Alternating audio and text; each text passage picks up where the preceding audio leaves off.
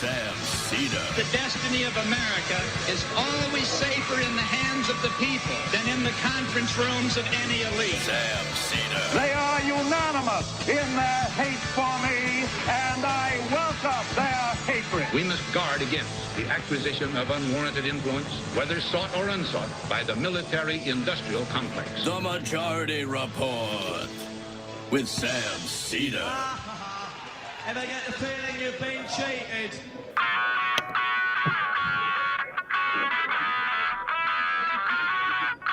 It is Thursday, October 13th, 2022. My name is Sam Seder. This is the 5-time award-winning Majority Report.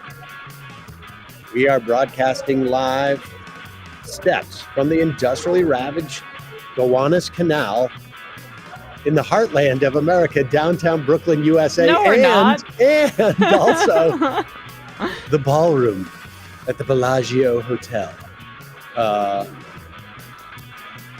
I am in Las Vegas, Nevada for the biannual?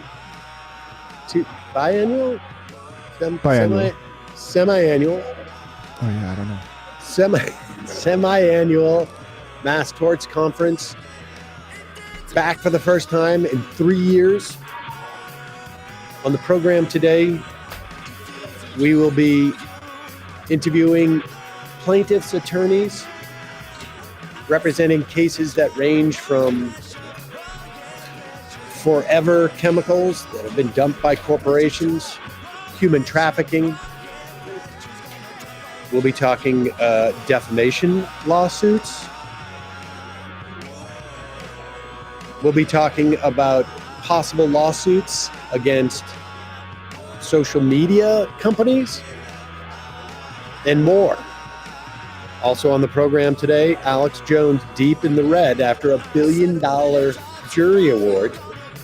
Possibly the last January 6th hearing will take place today. That after hearing of massive weapons cache at the ready outside the Capitol. Meanwhile, a Trump aide seen on a security camera footage moving boxes of documents. The Durham investigation trial not going very well for Durham. Ryan Vance now in a dead heat in Ohio. NATO agrees to send missile defense weapons to Ukraine. Social Security recipients will be getting a 9% bump as inflation rises 0.4% in September. Lastly, the Parkland shooter jury recommends life sentence for the Parkland shooter. All this and more on today's Majority Report. Welcome, ladies and gentlemen. I am in Las Vegas. Emma is back in New York. Emma? Hi. Hi. There she Hi. is. Oh. No, go to the other one. Go to the front-facing one until we Okay, get one into second. the interview. Okay. Okay, we're There we figuring go. that out. And then now put Emma into that one. Yep, it's coming. So, folks, let me just explain. Now, Emma, I've never done this while you've been on the show, have I? No. I mean, I've heard about it from you, but this is the first time that I'm actually doing this with you. Yes. Why can't let's put Emma up on the thing? Are you still working on that? Matt's working on it right now. Oh, I Yeah, see. yeah, Okay, yeah. I screwed up everything by putting that second camera in. So let me just explain to you what this is. It is all these plaintiffs' attorneys, and they're not just plaintiffs' attorneys. A lot of times, like a lot of civil rights attorneys, will also have a plaintiff's sort of, I guess, aspect of their jobs. In the past, I've interviewed Rosa Parks' attorney. That was, I've been coming here for 10 years now, I guess, pretty close. Formerly with Ring of Fire, and I think if you're looking behind me, you can see maybe the images of, I'm in the booth that is sort of the Ring of Fire American Lawyer booth. I ended up, I was hosting when I first started, 10 years ago, Ring of Fire, with Mike Papantonio and Bobby Kennedy. And I've talked about that in the past. Things got a little bit difficult towards the end there. But Mike Papantonio is one of the biggest plaintiffs' attorneys in the country. And he, in fact, litigated the case ultimately that with a massive award against DuPont, that the movie, I think it was like Dirty Water or Dark Waters with Mark Ruffalo was in it. Yeah. And Papantonio, I don't think his character was in there because it covered a different portion of the case. But over the years, I would be interviewing these lawyers, the lawyer that was played by Ruffalo, I think, and others before any of this really came out. And we've interviewed people about Remington rifle, which would fire without anybody pulling the trigger, having killed multiple people over the years, and Remington being aware of it, and never doing a full recall until much later. Folks can see part of that story, I think, on 60 Minutes, but we interviewed a public interest attorney here. And it's a wide range, but they're bringing cases against corporations more often than not.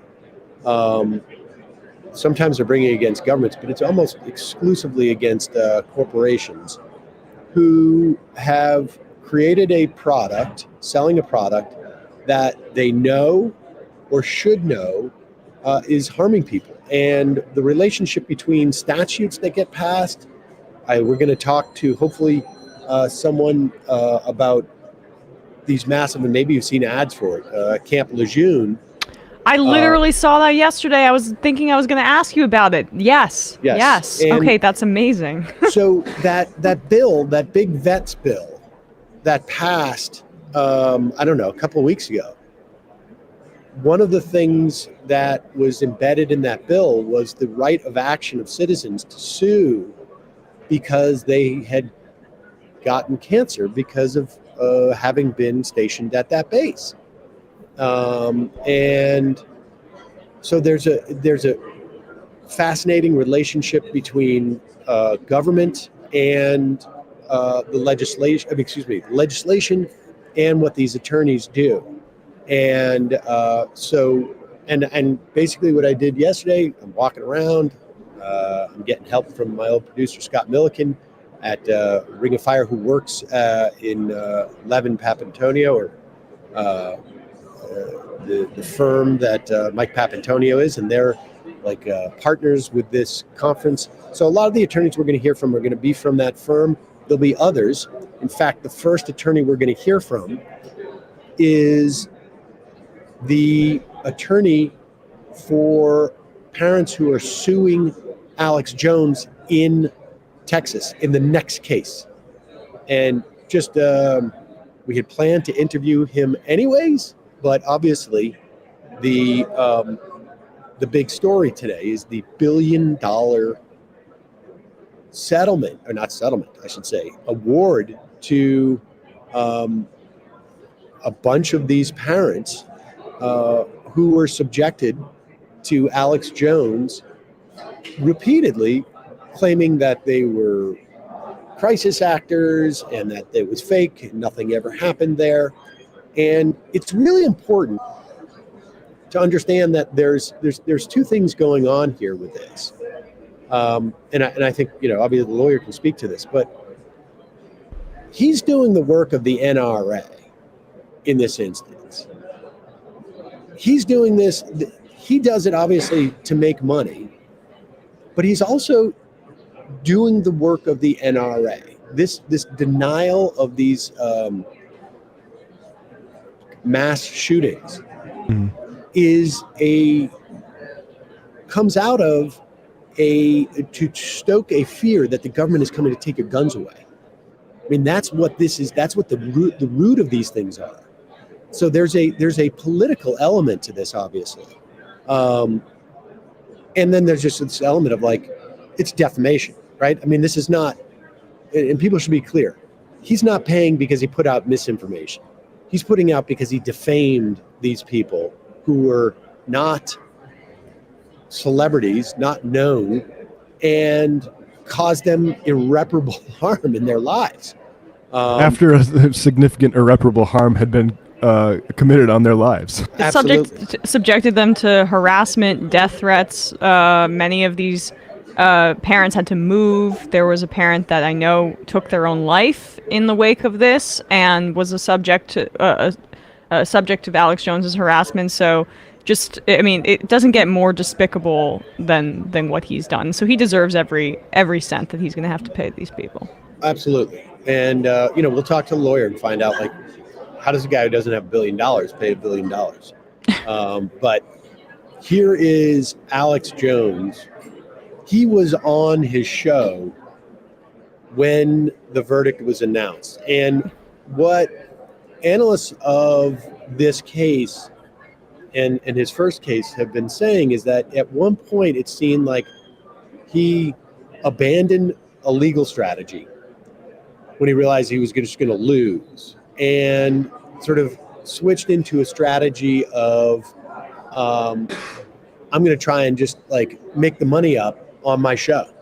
Yeah. And then I think when this verdict came down, he realized like there is no amount of vitamins that I'm going to sell that are going to You're being kind by even calling them vitamins, Sam. Well, supplements, brain force or whatever. Just which one's brain force? Taking so much brain force, I have to pay $1 billion in damages. So understand, this is the subtext that when you're watching him hear the verdict in real time, or I should say the awards in real time, because I think he thought it was going to be much less, and that like he could dig himself out of this hole. Let's play that clip. Damages to plaintiff Erica Lafferty. Okay, so this is going to take hours and hours to hear about the billions and billions and billions I owe. Let's put up Drudge Report right now for people. $1 billion owed by Alex Jones. I personally don't have $2 million. The company's almost completely out of money. We're in bankruptcy. There's 2 appeals. It'll take years. There's caps on almost all of this. This is just completely, absolutely made up. And now the Democratic Party run, CNN bought it years ago. Literally, I was told that. Drudge Report is just up there celebrating this. They want to scare everybody away from freedom and scare us away from questioning Uvalde and what really happened there, or Parkland or any other event. And guess what? We're not scared, and we're not going away, and we're not going to stop. And literally, for hundreds of thousands of dollars, I can keep them in court for years. I can appeal this stuff. We can stand up against this travesty, against the billions of dollars they want. It's a joke. So please go to InfoWarsStore.com and get Vitamin Mineral Fusion, get X3, get all the great products. Everyone. That are there that keep us on air at InfoWarsStore.com or 888-253-3139. You want somebody to fight? We're going to get attacked for doing it. You want somebody to stand up? It's going to happen. They're going to come after us. So you got to take every pill I offer. Because we're here. All at once. It's okay that Tim Cook runs death camps because he's gay. Remember that. So these are monsters, a dead system, the things that can demonize me, the head populist, and that'll make you all go away and be scared. But you're not scared. You're going to stand up. Flood us with donations at SaveInfoWars.com. Hundreds of thousands of dollars can beat their millions of Democratic Party money and all their frauds. And get products at InfoWarsStore.com like Vitamin Mineral Fusion and X3, 50% off, promo code 1776, and that will save you another 10%. Well, I mean, those supplements, he makes a lot of money off of those. I saw the Washington Post wrote this up, but that he, in 2 years, made $168 million, or $65 million from 2016 to 2018. That's what InfoWars raked in. So it's not... like, he's going to still have to pay a substantial amount of money. Him saying he doesn't have $2 million is hilarious. Yeah. Like, I guarantee you he's bought some gold bricks or put some cash in the backyard so it's not detectable. There's no he's going to have to pay a lot of money still. Can we also appreciate how he called himself the head populist? Yes. And it also, I mean, it speaks to his audience that this is all Democrats' money. that is funding this, these lawsuits, right? Like, I mean, he could have framed it as the one world government people again. There's multiple things he could have framed it as. However, he frames it in the context of the Democratic Party, which is, I think it's worth noting because I think it indicates change in his audience that has taken place over the promo years. code is 1776. I mean, that says all you need to know there. I'm the head patriot. Buy my silver supplements. Yeah. We're going to fight, and we're going to fight by you purchasing all sorts of. You have no idea what's in those pills. You have no idea. If you have diarrhea, that's just a part of the fight. It's like a donation multiplier, like saying like your $1 beats $10 of the Democrats. Exactly. If you give it in Bitcoin. But we are we're waiting here now. I'm still waiting for the guest to show up. Anticipating hopefully Mark Bankston, who is the attorney for the next round. There were 3 different cases, 2 in Texas, 1 in Connecticut. The big thing too we should note about the Connecticut case, there is no cap on tort awards in Connecticut. There is a cap.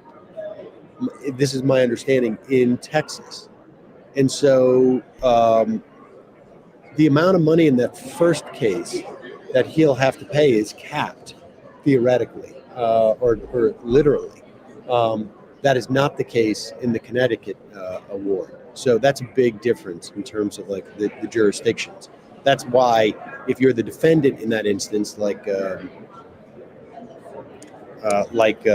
Jones, you want to do it in Texas. Yeah. All right, let's play the clip of the jury because I'm still waiting here, looking around, and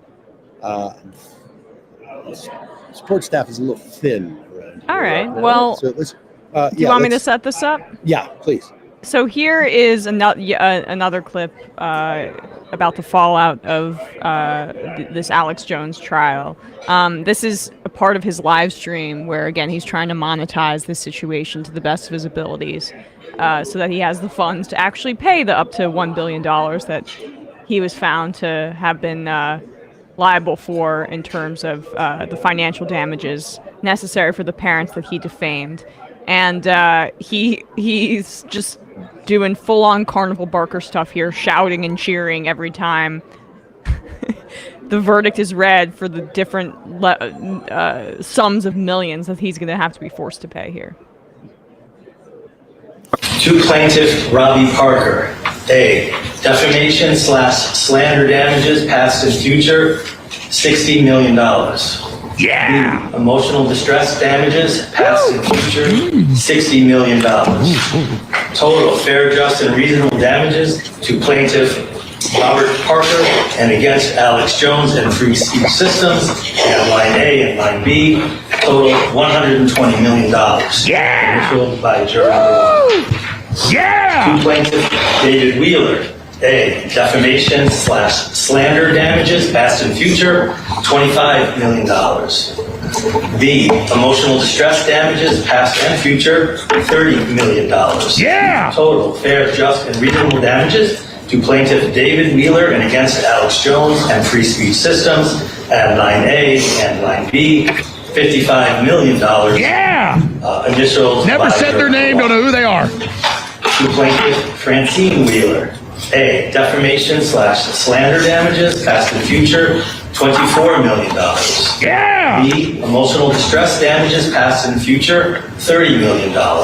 Yeah. Total fair, just, and reasonable damages to plaintiff Francine Wheeler and against Alex Jones and Free Speech Systems at line A and line B, total $54 million. Yeah. Initialed by juror number 1. Woo. To plaintiff Jacqueline Barden, A, defamation/slander damages past and future, $10 million. B, emotional distress damages past and future, $18,800,000. Good. Total fair, just, and reasonable. That's one way to deal with it. Yeah, I mean, the guy's nervous. That clip is almost 8 minutes, by the way. Yeah. Right. I mean, cope, fine, right? Like, he's just trying to make it into some... he's trying to look like the big guy for his audience, as if none of this actually matters. I'm totally not owned here. Don't worry about it. Well, I mean, and I think part of it is the strategy that he had abandoned the whole legal aspect of this, right? To avoid discovery. I mean, that was part of it, isn't it? Well, I don't know. I think in this instance, yes, in this instance, my understanding is he basically did not contest whether he was guilty or not and went immediately into the award phase. I think he just realized, like in Texas, if he couldn't win in Texas, he was not going to win in Connecticut. And, this is basically the Newtown shooting happened more or less, San Diego, well, I don't know how many miles, but it's basically your backyard, right? I mean, it's in Connecticut. And so I think he realized he was going to lose the question as to whether he was liable and go right to how much is it. And, you don't act this way in public, again, mocking the whole thing and the people. Like, I never said their name if you think that you're going to win a trial in Texas. You're doing that because you have shifted strategies to, I'm just going to try and ride this out for the rest of my life. And I don't know. I mean, hopefully we get the lawyer, Mark Bankson, who's representing these families down in Texas. We do have another clip, though, that you might enjoy. From just about a half hour ago, Alex Jones was on Crowder's show, and he has an interesting reason for not worried about the size of the damages. Interesting. All right, let's see this. You have the rhinos, the neocons, the rabid left allied together against the populist uprising of nationalist Americans who are peacefully trying to take our country back. So I'm way more concerned about nuclear war. I'm way more concerned about financial collapse. I mean, here's a good point, Stephen. Quite frankly, the way inflation's going, the way it accelerates towards Weimar Republic or Zimbabwe, in 10 years, there's such inflation, $1 billion will be like $1,000. Yeah. I mean, at the current rate we're at here, so no. Hey, I mean, you don't have to. He does not have to worry about that. Hey, it's just numbers on a page, right? And it doesn't mean anything. It could mean $1 if it means $1 billion. Well, he also raises a good point about inflation. That for people with loans at fixed rates. That is, inflation is actually pretty good. Yeah. I mean, that's why bankers don't like inflation, because it diminishes the value of the loans that they made prior to the inflation kicking in. But yeah, I don't think it's going to work that way. No.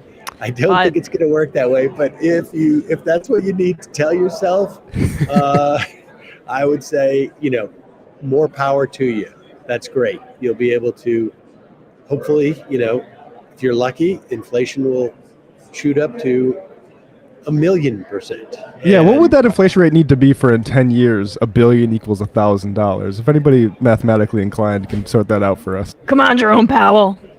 Help me out here, buddy. Be printing some money. Exactly. But it is also, the rallying around this guy by people on the right, the fact that he's trying to sort of drape himself in this sort of like nationalist, populist movement, like they're all congealing, right? Like it really is. It is fascinating to see sort of like how that is, because I'm this is the same week that Tulsi Gabbard gave up the ghost and wound up exactly where we all anticipated she would be. And remember, we're only like 6 weeks out from when Glenn Greenwald did his promotional interview with Alex Jones to promote the documentary about Alex Jones. Whole media spectacle around that. Well, I mean, he even said, like, I know people want me to ask you hard questions, but I'm not going to. Yeah, that'd be boring. Yes. And also, you're very charming and handsome. But I mean, it is interesting to see the way this is developing, and it really, in many respects, Alex Jones is going to get more and more extreme. He is going to focus on developing a deeper relationship with the audience he has now, right? Like, I mean, he's not looking for growth. He is looking for a deeper relationship. He's sort of like in what the Trump mode is with, playing the Q theme song at his rallies. Right. The idea is that with for Trump, with an immovable 30% of the population, even 30% of the Republican Party, with an immovable chunk like that, you can win, and you can drain them of cash, and that's what Alex Jones is going to attempt to do. And that money is really just going to go towards sort of making him deal with the fact that he's going to be short of cash. So we're going to hold off on the moment. Just come right back. I'm ready for you now if you want. Okay. So we're trying to locate Mark Bankston. He is the attorney in that Alex Jones case. In the meantime, I want to welcome to the program Kimberly Adams. She is an attorney, and let's switch that camera shot, Matt. We just did, yeah. Oh, okay. Well, let's go to the two shot. Okay, great. And let me just put up. So, Kim, tell us what law firm are you with? Levin, Papantoni, Rafferty. Okay, so you are with Levin, Papantoni. Okay, great. And so, tell us about the case that you are working on. So, in general, human trafficking is representing human trafficking survivors, and we represent them against businesses who have profited or exploited them, whether it's online businesses or pornography industry businesses or hotels or you name it. But it's traditionally just representing those survivors. And so, give me so. How do you do this as a class? I mean, explain to me sort of the Sure. So, most of these are individual cases. We take them file one by one. There are class components to the cases that we file. So, for instance, if we have a case against Pornhub for exploiting minors on their website, the class part of that would be the injunctive relief to repair, or in part, right, to repair. How do we prevent that from happening? How do you prevent children from accessing your site? How do you prevent children from being disseminated child pornography on your site? So that's kind of the part of the class action that would reach every child that was exploited in that site. I see. Okay. So what can you give me an example of what are the elements you need to prove to get an award, and what's the end goal here? So I think the first end goal, the reason that we are moving these cases, is to minimize, if not eradicate, human trafficking, right? With survivors. Some people may think that's a stretch, but when you get into seeing how long knowledge has been available, training has been available, technology has been available to eradicate this aspect, the same technology training that's being used to benefit these companies I think our goal is to first and foremost make systemic change in those processes. How do we prove those cases? Is demonstrating the vast amount of knowledge that may exist for those businesses. So, for instance, for a hotel, they may know all the telltale signs of trafficking, right? They may know if someone's here every other week, they're a local resident. It's a trafficker getting a key card, handing it off to a female. You've got foot traffic coming in and out in front of the front desk all night long. There's a lot of different signs that we sort of allege and that we believe they have known and have considered in the past decade and just failed to implement. So I think that that's one aspect from the actual grassroots on the ground case. Make that change, get the training implemented that should have been implemented 10 years ago or longer, and just, I guess, raise awareness, right? I think there's a misconception that runaways or prostitution are something that is by choice. And I think making that systemic change as well. So I've kind of touched on three things, but I think it's first and foremost, we want to see this change. We want to see corporations take responsibility that they've been saying they have been taking for a long time, but not actually taking. And then hopefully we get damages for our clients. I mean, most of our clients just want this not to happen to somebody else. Give me an example of, so the corporations, like how big, are we talking like hotel chains, motel chains, I guess, presumably? And then let's also talk about sort of like technology platforms and stuff like that that are. Yeah. So hotel brands, that's one of the reasons that we have filed suit against the hotel brands. I don't want to mention any names, but the big brands that we all know and have all probably visited from time to time. We think that change starts from top down, right? Top down accountability. Who controls the data? Who controls the money? Who controls the finances? Who's issuing out these franchisee agreements? What information do they have about those hotels before they permit those hotels to continue to run? If they can change the drapes in the room or the cereal on the cereal bar, they certainly can implement training that can help prevent trafficking. So that's where we've started. It doesn't exclude the motel or the hotel owner on the corner, but we really wanted to start with top down. Interesting. And so let's talk about so hotels is one. I mean, that's the sort of like, I guess, the site where this is taking place. What are other so what other aspects of it that will do? Sure. So we have a case against MindGeek, which is the owner of Pornhub, the top pornography website in the world, right? Millions and billions of dollars in revenue. And so I think from that perspective, technology is capable of identifying who you are, how old you are, whether or not your face is visible. Technology exists, I think, so that you can make those preventative measures if you want to. If we want to stop child pornography, our children are sort of addicted, abused to technology themselves, and then to have platforms not take any responsibility. You could search Pornhub right now and have free access to pornography. Our children shouldn't have that access. There should be some measure to. So wait. So which end of this is it that there is pornography on the site that is with people who are being trafficked? Both. And then it's also you're saying that they need to have more protections to keep children from watching. Right. So the statute of the Human Trafficking Victims Protection Act statute essentially articulates that if you are under the age of 18, if you're a minor, then you are trafficked because you cannot consent to prostitution. Right. Okay. So if a child is being raped and that rape gets uploaded onto a pornography website and then disseminated to Lord knows who, that's what we want to prevent.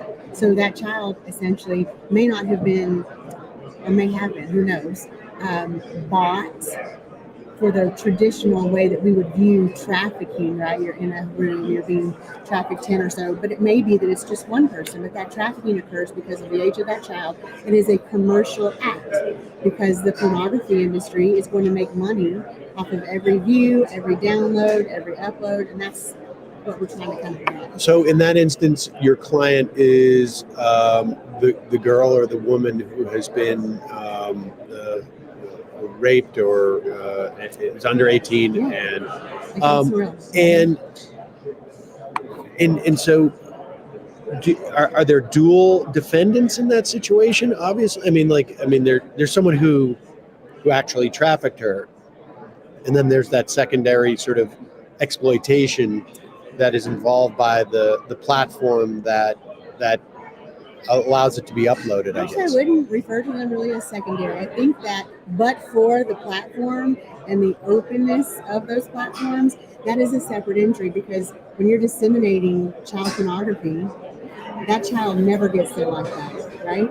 Where you have one instance of child rape, which is horrific in and of itself. That child now has to relive that 167,000 times, however times it's been disseminated, downloaded, changed, and they never get that back. So the Victim Protection Act that I'm talking about is a civil suit for money damages based on the benefit that these corporations are realizing because of that initial trauma.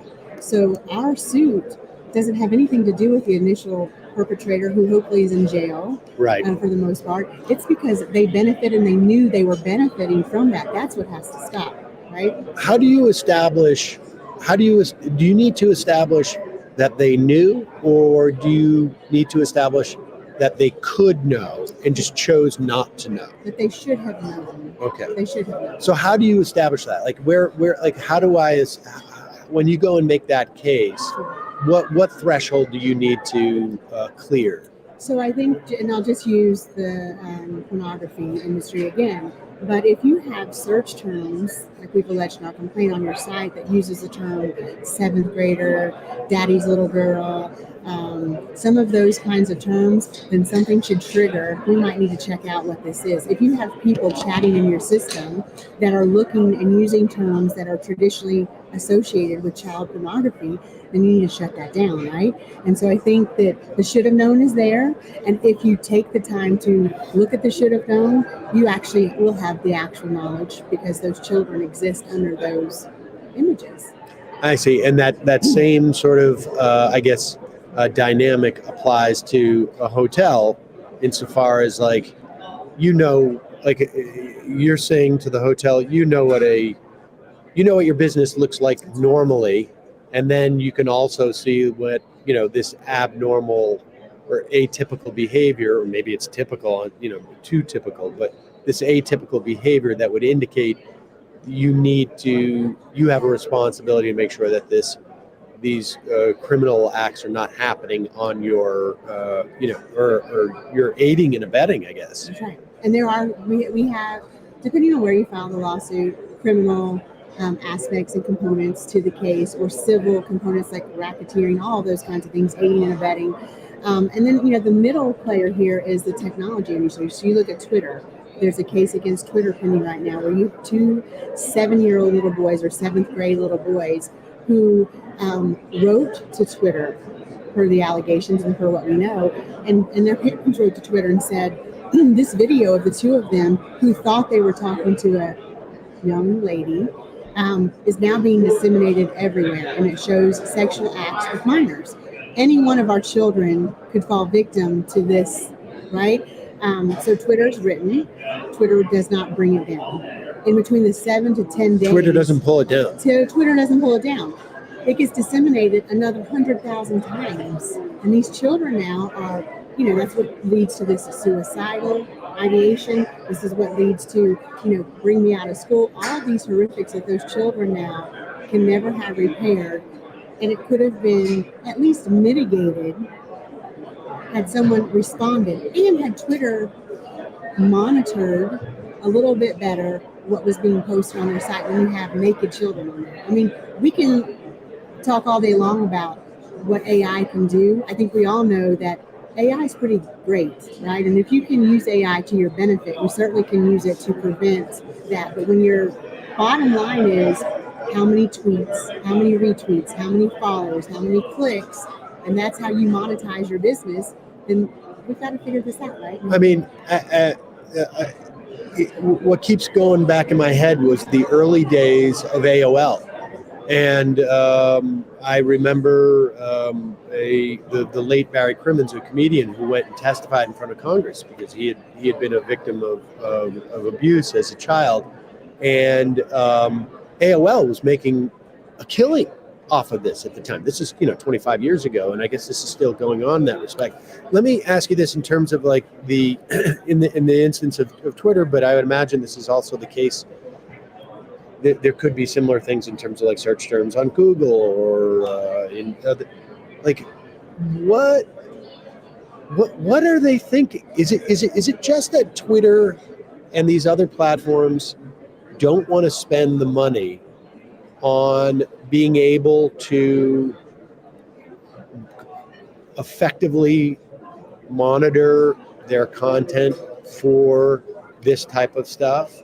I mean, is it that they're like actively thinking like, we don't want to set a precedent and taking it down? Like what? So I think it's a little bit of everything. I think let's hope that they don't have the intent of wanting this to happen. But the fact of the matter is, you can see a tweet that is repeating and gaining significant traction between retweets in a hurry. You can see what those things are going on. I also think that technology essentially thought with the CDA that they had immunity. So why engage in that level of moderation? And I think that's what's going up on appeal. We have 3 cases up on appeal on the Ninth Circuit. The Google v. Gonzalez case is going up to the U.S. Supreme Court. They just accepted it. And that, while it doesn't touch on every aspect of our cases, it touches on things like algorithms. And are algorithms neutral tools that we all sort of benefit from? Or are algorithms, depending on how you develop them, do they go outside of the CDA and more of a development of a bad product? And I think that's kind of what we're going to see shake out. It has to be. What is? Can you? I'm not familiar with that case. So Google Gonzalez is a case where someone was searching for ISIS, and as algorithms traditionally do, and this is a case that is also starting to generate some traction here from a adolescent addiction, is those algorithms, as you look at them, Google may, and in this case, led those viewers to other kind of more terrorist type, ISIS type groups, right? And it led to, at some point, this uprising where I think 120 some odd people were killed. And so the parents brought a claim against Google to say, you connected all of these dots for them without doing much of anything other than, without the user doing much of anything other than the initial search. You sort of incited this violence. And so that's where that case is whether or not those algorithms, there's a lot more facts to the case, and it's 150 some odd pages long, but essentially it's how do you slice and dice what tools are neutral as a publisher traditionally as to what the CDA was meant to protect, and how do you determine what is harmful, I guess, and should not be covered by the CDA. And I imagine, again, with the algorithm there, much of this is also about just trying to optimize profits, right? I mean, theoretically, you could replace the algorithms largely, or you could monitor them much better if you hired, 100,000 people, 50,000 people, 10,000 people, 1,000. I mean, I don't know how many. Well, yeah, and but, I think. And this is just they're willing to have this sort of, I guess, leaky system because their job number one with all these algorithms is just driving traffic. And you look at, you take and examine a couple of cases that are up on appeal in the Ninth Circuit. One of those is against Snapchat. Snapchat has products, right? Part of one of their products, for instance, was the speed app. And so you have children that think they're going to be rewarded by hitting a certain speed in their car. And children were dying because so that case was able to continue as an exception to the CDA because it was argued. And the CDA, just to let people know what the CDA is. The Communications Decency Act. And this is Section 230. Correct. Which essentially says the publisher, they're not publishers, they are platforms. Correct. And therefore, whatever is uploaded is not their responsibility. And so as of now, anything you need to argue that this falls outside of that of the umbrella of the CDA of Section 230, and how do you do that? Like, I think there's a lot of ways. One, I think the CDA obviously is dated, right? 1995, you had that one case that came up, and the Stratton case, and so I think that's dated. The way that you argue it now, some of the causes of action, like the aiding and abetting, those sorts of things, but also products, if you're making a bad product.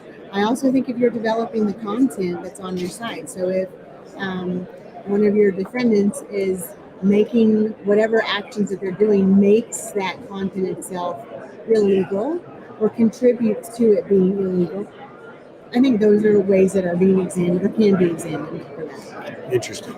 So there's no one big case necessarily that you're working on now, is there? Or is this like a rolling, you're just getting one individual after another, or? Both. So we have a hotel case that's moving. I think that's probably taken the advance in Ohio. It's the MA case. We have a case against MindGeek, the pornography industry. We have a case against Craigslist that's pending in the Ninth Circuit. And so I think tangentially we're sort of committed to all of these cases where this lingering question of how broad should the CDA be. Not to kind of belabor this, but the CDA has written in it exceptions. Trafficking is one of those, right? So right now the big issue that's up on appeal is whether or not that has to be intentional. You have to demonstrate sort of, we intended for this. We have actual knowledge that Jane Doe, I'm looking at her ad, I know that she's a victim, and I know that I'm knowingly publishing that, or that I should have known that she was being abused, trafficked, exploited, and they could have certainly known that, right? So I think that's kind of the big questions that are lingering. There's a lot of them. There's thousands of pages of briefing, but we've got 3 really big cases in the Ninth Circuit out in California, and then that Google case up at the U.S. Supreme Court that may help parse out some of these issues. I see. And then the hope is after that, like, you're going to have, it's going to change the behavior of these other companies. You're going to see what the. We sure hope so. Yeah. I mean, these other tech companies, they're following these cases too, right? I mean, they are. And you've already seen some changes. So OnlyFans, for instance, with Facebook is sort of at least starting, I think, the process of visually verifying pages, not letting pornography on their sites, YouTube, sort of blocking that altogether. So I think from the tech side, you're seeing some changes. I think you're also starting to see changes in the hotels and their trainings. You hear it in the airport, you hear some of those things. With our hotel case, knowing whether or not you can hold accountable the brand for what happened at the property is what's going to be, is what our trial is about. And in addition to all of the, sub-brands and hotel brands that are in that chain, ultimately, again, we're going after the top guys. So we've got a lot of work to do, and I think by mid-next year, hopefully we'll have some decisions and know which way we're going to go. Kimberly Adams with 11 Papantonio Rafferty firm. Thanks so much. I really appreciate it. Thank you so much. I appreciate it. All right, folks. So I have a. Here we go. Hello. Hi. So I have some unfortunate news in terms of our first guest. They're ill. Oh, no. A lot of that going around these days. Yes, there's a suspicion that maybe that's what it is. We'll see. Maybe we might be able to do something from their hotel room via Zoom. Yeah, and if not, maybe next week we'll be able to do that when I'm out of, not in Vegas, but I am not going to be meeting with that person. I gotta say, it is. I mean, I think there was maybe 10 of us on the plane wearing a mask, which was, I thought, sort of nuts. And there are... To Vegas, I'd be kind of impressed. Like, that's a decent number. Yeah, right. It was a big plane. Oh, okay. It was like a 757.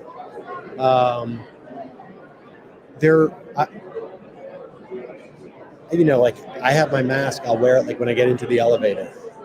There is a sense here that the rooms are so big that you're not in an enclosed space. But I don't even know if I've seen anybody wearing a mask, and there's a lot of people here. And you'd think a tort conference that might be a bit more sensitive to that sort of thing. I guess so, but also, it just sees. You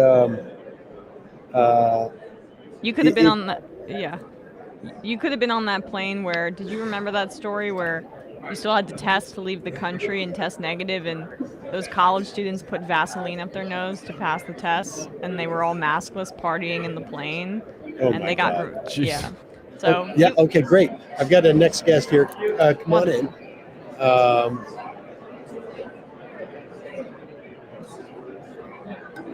All right, we can go to that 2-shot now. Joining me is Chelsea Green. You're also from Levin Papantonio Rep. Correct. Yes. Yeah, I think we're doing all those folks today. So welcome to the show, Chelsea. Tell me what you're working on PFAS case, right? Okay. Will you let people know what are PFAS? Yes, absolutely. So this forever chemical PFAS actually encompasses now over thousands of chemicals, toxic chemicals that were dispersed into the environment by firefighting foam. By firefighting foam. Okay. Right. Now, what does PFAS stand for? Is it we call those forever chemicals, right? Yes. So PFAS encompasses PFOA, PFOS, and actually tons of other chemicals that come from this AFFF, which is what they call the firefighting foam, and it has been dispersed over the country into water systems now that have caused issues for people who consume these products. Now, okay, so you got to help me out here with the PFA. I don't know what that is. Yeah, the pure fluoride substances. Okay, and what was C8 one of the first ones that was litigated? Yes. Okay. Absolutely. So the PFAS litigation actually stems from C8. Okay. So let's just back up. Will you just tell us the sort of the broad strokes of that case? I mean, over the years, I've interviewed different people involved in that case. And of course, Mike Papantonio was the lead litigator in the final case that sort of ended that like almost 20-year saga, 25-year saga. Absolutely. Okay, yeah. Just big companies like 3M and DuPont knew from as early as the 1970s, even before then, that these chemicals were polluting the environment and causing issues for livestock, for human health, and they did nothing to help with this. They didn't let people know until way late in the 90s that this was an issue for them. So that litigation. And we should say that C8, like my understanding was, the only way you get rid of that, is by burning it, because you cannot. I mean, it doesn't have a half-life. No. So one of the adverse effects of PFAS is that it is a forever chemical. It will live in your system literally forever. And it doesn't break down No. anyway. Okay. It's biopersistent. It accumulates in your system, and there's no way to break it down. And that's what we're working on. That's why we're fighting this litigation now, to at least try and get a system to clean up the water. Right. Okay. And so, and yours is specifically about this foam that is used. It's firefighting foam. Correct. How often is this stuff used? Because I know that they'll use it in specific types of fires, but I mean, how often is it used? So this AFFF product has been used in training exercises. It was used by the military and by your firefighters. So it was used on multiple different levels, which resulted in the contamination. I see. And like what, like all water? Like, is it everywhere? Pretty much. At this point now, we have a number of districts that have found contamination in the water. And in those that we haven't found, it's because they have not necessarily tested for those chemicals. I see. And so, who is it that you're suing? Are you suing you're suing the company? So we want to make sure those that are responsible for dispersing this toxic chemical into the environment are held accountable. So right now we're going to go after those manufacturers, those sellers, the people who made this happen and who are causing significant human health effects. And who are your clients? Like, do you have, like, how do you establish who the clients are? I mean, if this stuff is everywhere essentially, and are there specific concentrations or what? Yes, so the EPA has issued a new actually concentration level of 0.0004 parts per trillion now. But we are discovering that municipalities and specifically certain water districts have exceeded that a ton. And so we want to target those areas who have significant amount of contamination, but we're also looking all over the country because there's different sources of contamination. While we're looking at just the water, there's also landfills, and we want to make sure this product is disposed of correctly so that it doesn't result in contamination of your environment. I see. Okay. And so, and you'll bring it to the corporations that are producing it, or? Correct. So the good thing about this is that back in the early 2000s, the companies were forced to kind of dispose of use of it. So they are no longer allowed to use these chemicals anymore. But the problem is that they're still in the environment from the early use. I see. All right. Well, it's a fascinating story. I guess it's going to be ongoing for years. How long will it take to resolve this? So litigation is still ongoing. We have been litigating the case now for about 3 years. And of course, COVID was in the midst of that. But we are close to having our bellwether trials set in mid next year for the first set. And then we'll go on to hopefully get the answers we need for our personal injury claims. Okay. When you say bellwether trials, what do you mean by that? So the bellwether process is going to be our core cases that will go first. Because we have a number of clients in the MDL, we want to make sure that we concentrate on those that we can litigate first, and they kind of set the standard for those to follow. Okay, and MDL means? Multi-district litigation. Okay, and so you pick your best cases, and that sets the standard essentially, and from that, damages, concepts, I guess, that need to be proved are established, and then they're applied to other trials, and maybe at one point, once it's established, like, this is the way it's going, guys, your defendant will go, okay, let's just settle. Correct. You hit the nail on the head with that. Explain exactly how the process works. Once we get those standards established, it helps both sides, plaintiffs and defense, get this litigation resolved. Okay, great. Chelsea Green, thank you so much for your time today. I really appreciate it. Okay, folks. I know we're having a little bit of audio issues. Not quite sure how to resolve that or where it came from. Was the first guest okay?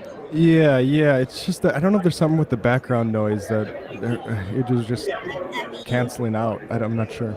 Are you ready? Okay. Yes. All right. So we have one more attorney here. Let's see. Can you swap the mic, Sam? Maybe you use that one and have the guest use the other one. Okay, we'll try that. We'll see how that works. Bear with me 1 second. We're just gonna. We'll just go to a little quick break, Sam, and then we'll come back when you're ready. Okay.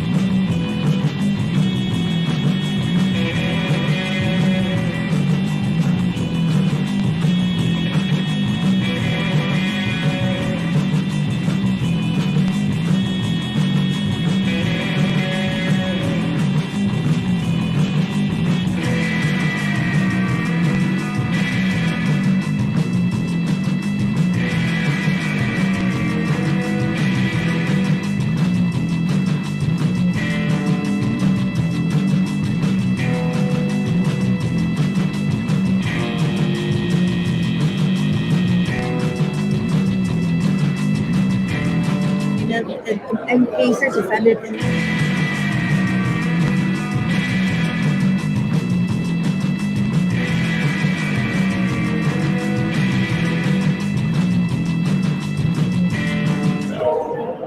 All right, folks, we're back. Hopefully the sound is a little bit better. We just hit the wrong time where a bunch of people just came in here. Joining me now is Tammy Apollo. She is also an attorney at 11 Papantonio Rafferty.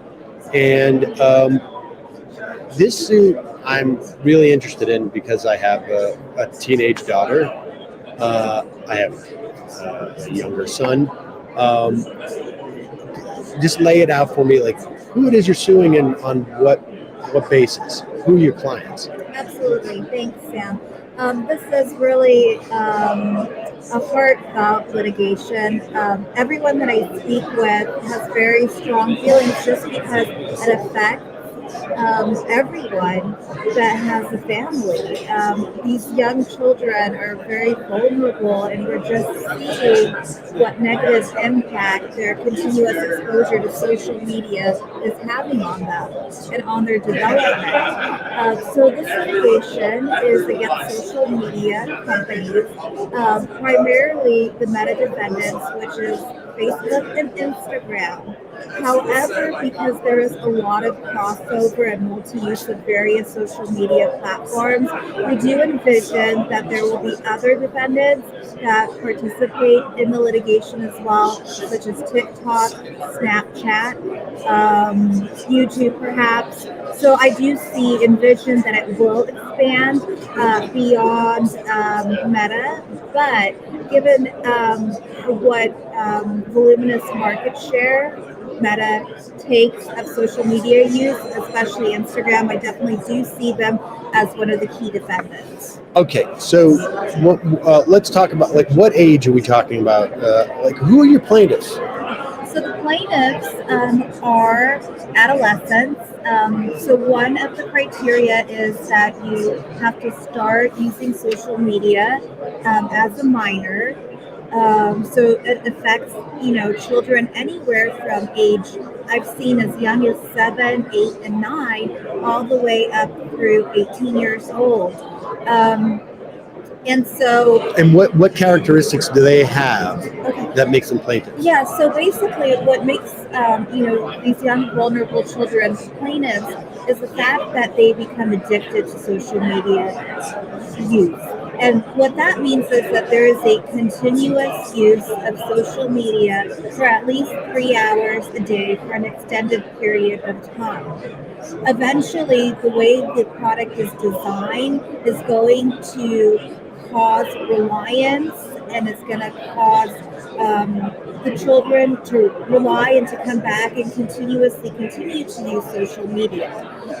And that is what we're looking for children that have a lot of ongoing exposure to social media. That feels like almost all children. Yes. Yeah. In this day and age, it is. Everyone is connected to social media, and there's bad stigma if you don't have social media. It's a way of communication. It's a way of sharing information, connecting with friends and family, displaying your creativity. So there is absolutely value in it, and a lot of the youth does rely on it.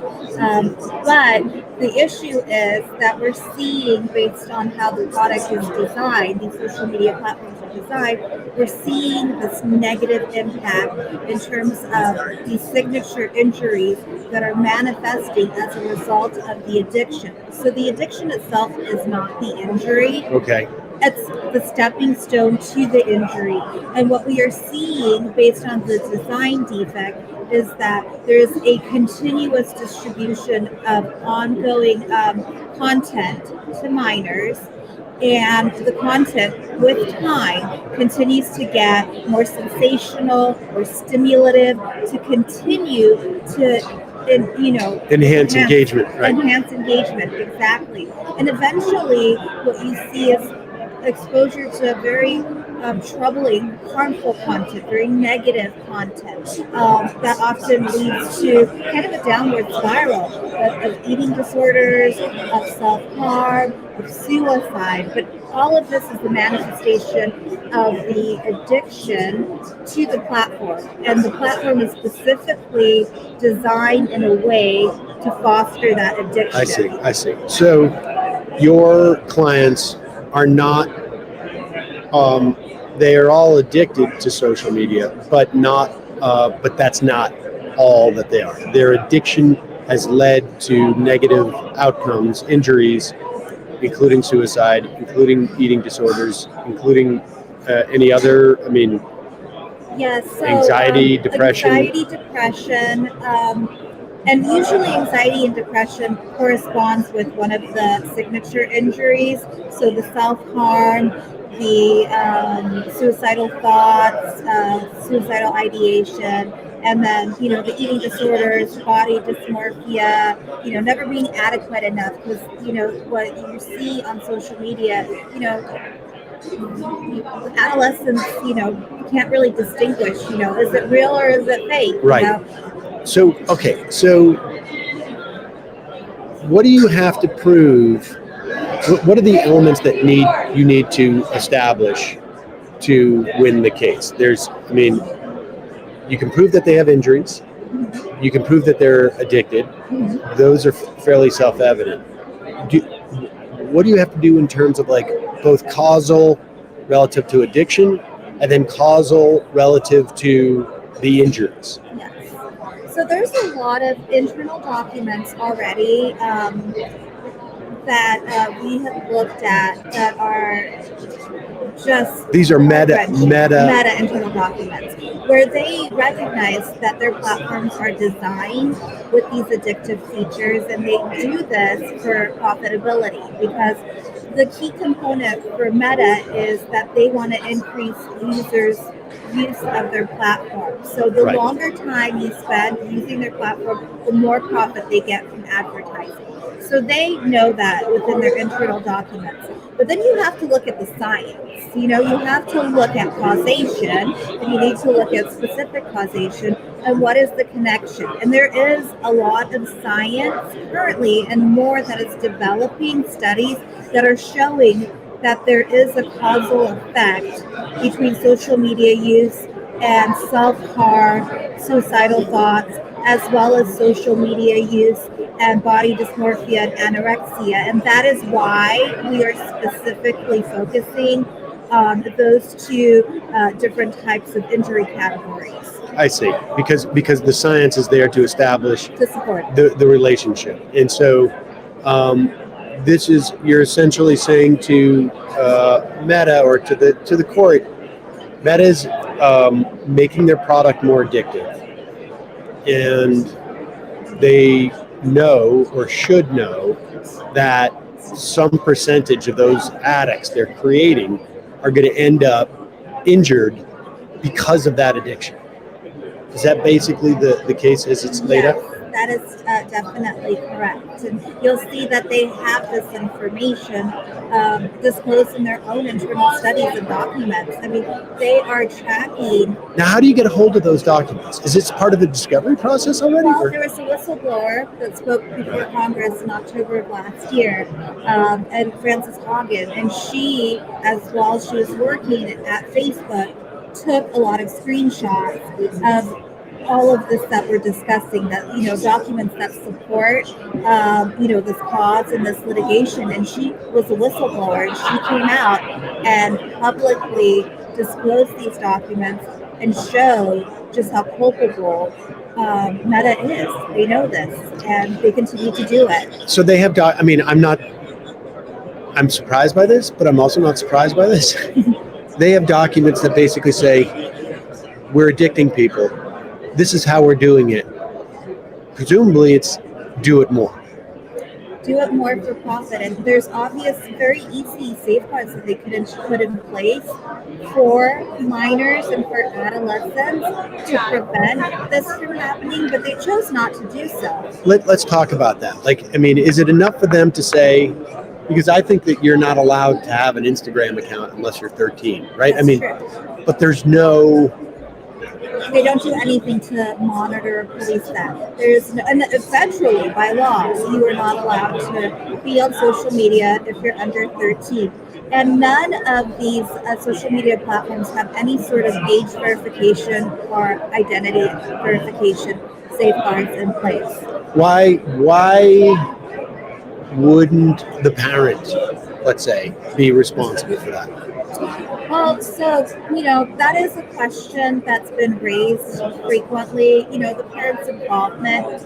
And, we've talked about this and we've talked to parents, and really the social media is it's a part of life. You cannot take it away from your child. You can give them all this, advice on how to use it safely as a parent, but there isn't anything that's incorporated into the programs that facilitate that in terms of parental controls or content blocking. So what you see is you have a 13-year-old girl on Facebook, and she's being suggested to males that are over 40 years old to become friends.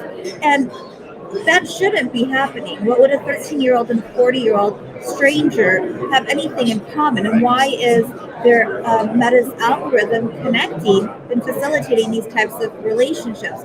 So while the parent does their best to, make sure that... Couldn't the parent, though, say, and I'm saying this as a parent, I know the reason why I couldn't do it, because my daughter, it was the only way, she's connect with her friends. Right. But theoretically, I guess I could have called up all of these kids' parents and said, don't do this, because my daughter's being ostracized for not having this social media. And are there things that are analogous in terms of this dynamic? There are things that I know that corporations, just because you put up a disclaimer doesn't mean that you're actually free of liability, right? That's not the case, right? There are other instances in law where it doesn't matter that you say we're not liable for if you slip and fall on this, right, when in fact they're liable for it. That's not enough. So just saying this is age restricted in and of itself is not necessarily a bar to any action, because they have a responsibility. On some level, it increases their culpability, doesn't it? Right. If they're aware that it's bad for kids under the age of 13, let's just say, and they're not doing anything about it, does that increase their liability on some level? Yeah, it does. If I put up a sign that says, this sidewalk of mine is incredibly, in front of my business, is incredibly slippery, so be careful, and I don't do anything to make it less slippery, that's on me, right, as a business owner. That is absolutely correct. And so while there is a statement that, you have to be 13 years or older to be able to use the social media platforms, first, as you mentioned, they don't do anything to make sure that that is actually being abided by. And second, they specifically continue to make their product enticing to people or children under the age of 11, 12, 13, because they want to start grooming them and getting them, hooked on the platform so that they continue to use it and use it. So they're actually doing the opposite. Instead of, abiding by what the law says, under 13, you shouldn't use the social media platform. What they're doing is they're creating it to become even much more enticing to lure them into wanting to use it. Is there this concept of this type of liability? I'm curious, and this may be far afield, but let's say I have a massive podcast. Let's for a moment pretend this is a little bit bigger of a podcast than it is, and I'm telling people that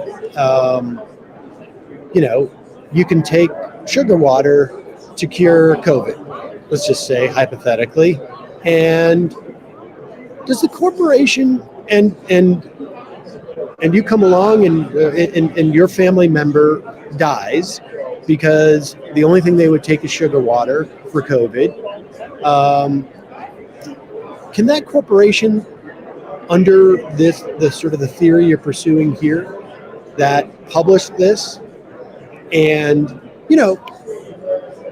if I say this, if I stand in this room and I say it to a bunch of people, that's very different than if I'm a corporation broadcasting it to millions of people, because statistically speaking, if I say it in this room, maybe nobody's going to listen to me. But if I broadcast it to millions of people, there may be, I don't know, 10, 100, 1,000 people who listen to me, maybe 10,000.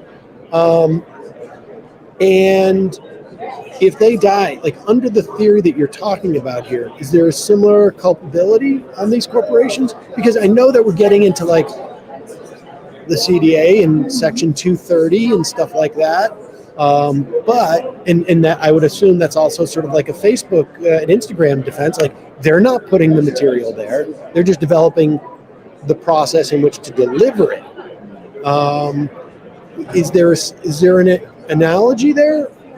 No, absolutely. So the CDA 230 is definitely going to be a hurdle in this litigation because, with any type of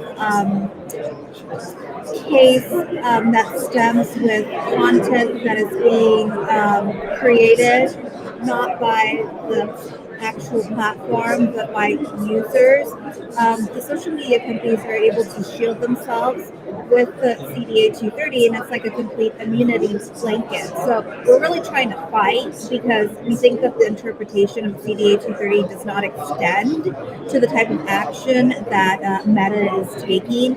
Because the scenario that you explained, you are speaking, and you say sugar water is going to cure COVID, and a lot of people die. That is your content, and you are broadcasting that, but there isn't anyone like a social media company that is pushing that misinformation out based on what you look at social media. They see, oh, you're interested in COVID, oh, right. You're interested in cures. Right. They manipulate the system based on their addictive design.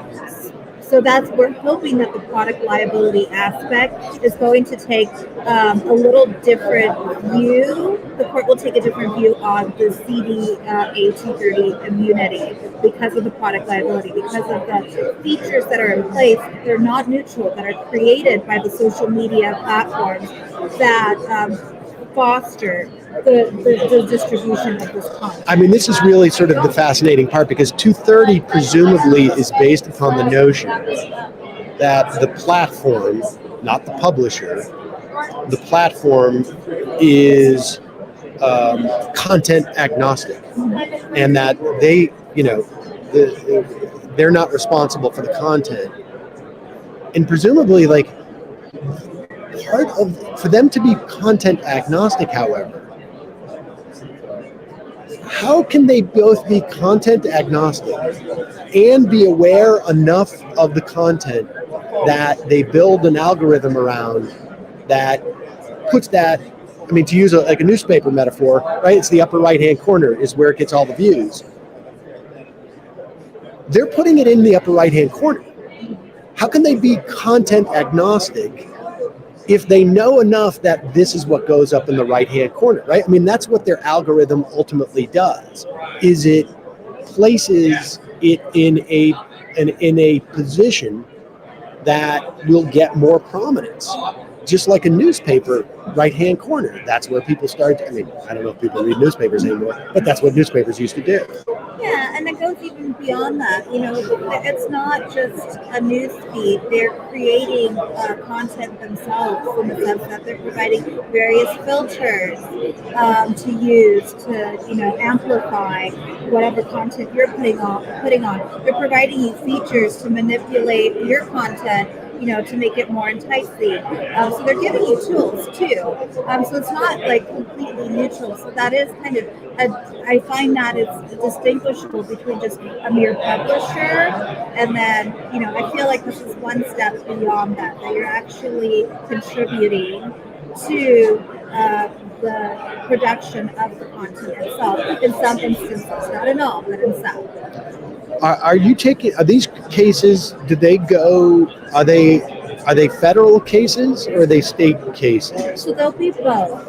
We actually, just on September 29th, petitioned, there's a petition for consolidation into an MDL, and that was granted last week. So we are going to have federal cases consolidated in the Northern District of California. And then there is going to be a congruent state court action that I believe may happen or will be a JCCP in California. I'm JCCP. JCCP is a state, so the MDL is the federal coordination of the cases, and the JCCP is for state court.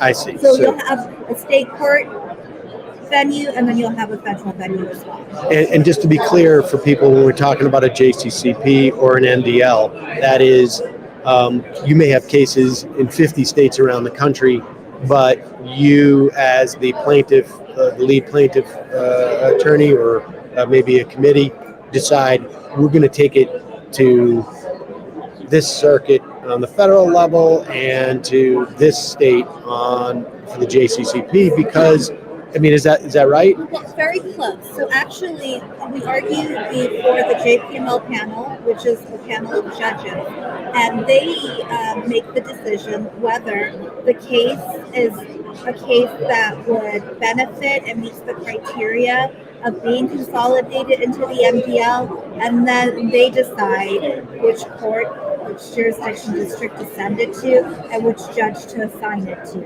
And that's a big deal, right? What court what judge you end up with? Exactly.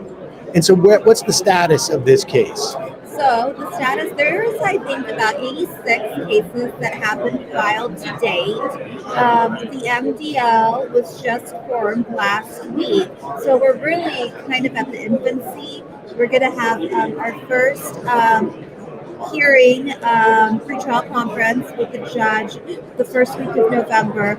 So, and that's really where things are going to start picking up and really moving forward in terms of how, the structure of the litigation is going to go forward.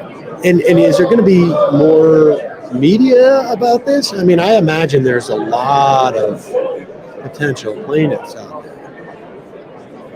Yeah, more media, was that your question? Well, more media, and also, do you anticipate this getting a lot more attention? Because I think it's such a noteworthy topic, and it affects so many people in the community that I think it's going to get attention, because people are going to want to know, what's happening and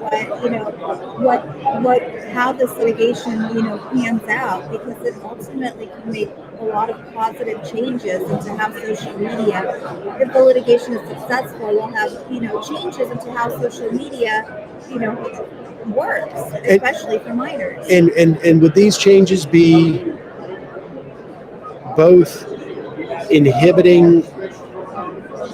limiting what people at a certain age, identifying the age, limiting what they can see, and also on the algorithm side? I guess maybe that's the same thing on some level, right? It's just having a more specific algorithm based upon where these people are situated age-wise. And I should say, just based upon my experience with my daughter trying to get a PayPal account because she's selling stuff on Depop, she can't do that. She can't. It's put in her social security number and they just go sorry, we're not giving it to you. There are mechanisms in which to do this, in other words, right? They could, you got to be 16, have a license or certification, maybe of someone else's license that is certifying your age or something like that, right? There's got to be mechanisms. There are definitely mechanisms there that could be easily implemented. Well, it's a fascinating case. Tammy Apollo of 11 Papantonio Rafferty. Thanks so much for your time. I really appreciate it. I appreciate it. Thank you.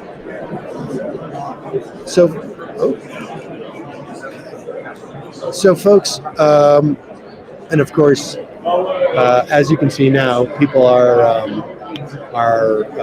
leaving. They're flashing the light, telling people to go back to their into the conferences. And of course, now as our guests have left, things will get much quieter in here. And that's the way that's the way that's gonna go. Hold on, Matt. I'm gonna try and check 1, 2. Is that better? Yeah, you sound good. Okay. Yeah. So sorry about that, folks. I know it's always a challenge here to get good sounds. Thank you. And of course we also lost our first guest. Hi. Oh, sorry. Whoa. Take us for a ride. Oh, wait a second. I'm trying. There we go. Okay. We lost our first guest. Apparently, he is not well at all, and so we will work on that. Tomorrow, I'm not 100% sure the guests we'll have. I'm still sort of efforting different guests, and so we will head into the fun half, and we'll do some clips. Great. Fun. Yeah, it's really loud. You might want to just unplug that other mic. Yeah, no, I turned off the other mic already. This is just my mic. Oh, wow. Wow. Yeah, All right. yeah. It's in past years, like this thing has grown over the course of the past 10 years, and I was wondering maybe I should get a different mic, like a more cardioid. That's something. But it would have been more isolated in some respects. So. All right. Well, it's a little hard to hear you right now, generally. So It maybe is? we should just Okay. head. Let's head to the fun half, and then we'll figure it out. Cool. Okay, great. Oh, there's no Left Reckoning tonight because we're still banned, but This is Revolution. David and I will be on This is Revolution's YouTube show tonight, so check that out. Actual horse blank, what's happening to Left Reckoning. Yeah, although maybe there might be some good developments coming up, so watch his space, but yeah. Ooh, Rumble. Exactly. Cantor Fitzgerald Acquisition Corp 6 has made us a good offer. All right. And quickly, today on ESPN, we're going to be Bradley and I are in a dead heat for our NFL picks this year. We're going to be determining what the punishment/prize will be for when we win, and we'll be picking the game for the weekend, plus Stanley Cup odds. I think I'm going to actually ruin my whole life and pick the Rangers to win the Stanley Cup based on the odds that I'm seeing. We'll see. That might be the best value. Tune in to ESPN at 4 p.m. Eastern today. Oh my God, I can't believe I'm doing this. All right. We may take phone calls. I'm not sure, but at the very least, we'll take some IMs. See you in the fun half. All right. 3 months from now, 6 months from now, 9 months from now. And I don't think it's going to be the same as it looks like in 6 months from now. And I don't know if it's necessarily going to be better 6 months from now than it is 3 months from now. But I think around 18 months out, we're going to look back and go like, wow. What? What is that going on? It's nuts. Wait a second. Hold on for a second. The Majority Report. Emma, welcome to the program. Hey. Matt. What is up, everyone? Nomi Key. You did it. Let's go, Brandon. Let's go, Brandon. Bradley, you want to say hello? Sorry to disappoint everyone. I'm just a random guy. It's all the boys today. Fundamentally false. No, I'm sorry. Women's... Stop talking for a second and let me finish. Where is this coming from, dude? But dude, you want to smoke this 7A? Yes. Hi, me? This me? Yes. Is this me? Is it me? It is you. Is this me? Hello, is this me? I think it is you. Who is you? No sound. Every single freaking day.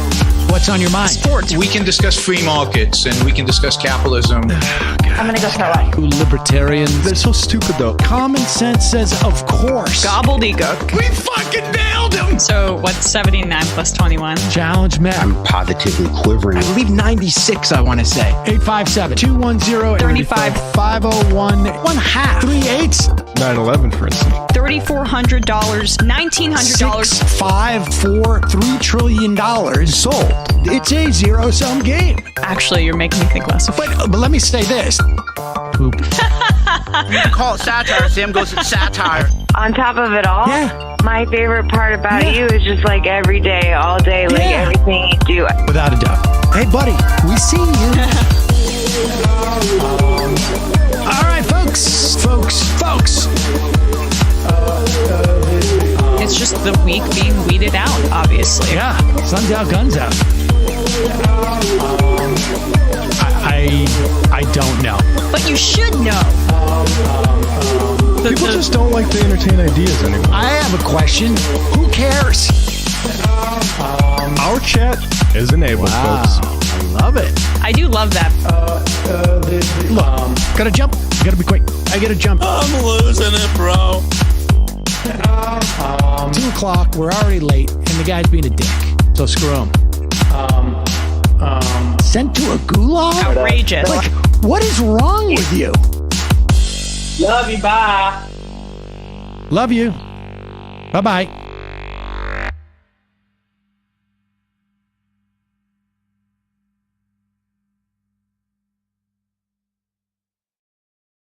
Back. Well, we're back, folks, and I have fixed the audio just in time to not have the guests on at the moment. But nevertheless, it will be better here on out and better tomorrow. So I guess on some level, at least it's good we didn't have the Alex Jones attorney here. Yeah, silver It lining. would have been, this is the vagaries. I mean, part of it was like I had gotten it down, the setup so well. I was doing this twice a year, and I realized like today when I got here, I've been here for 3 years, and I'm like, is my equipment good? Is like what's happening? I don't know, and so it's just it's one of those things. All right. But We were going to the zip line back in the old days. that's right. I was wondering, like, oh, maybe we should switch to it's coming. It's a function of us using this ping system, and That's what we got to. and then I realized, like, oh, wait, we don't even set up the zip anymore. But so that's that. I should just give my update on how much I've lost at this point, and the answer is I've lost negative $25. Oh, that's not bad at all.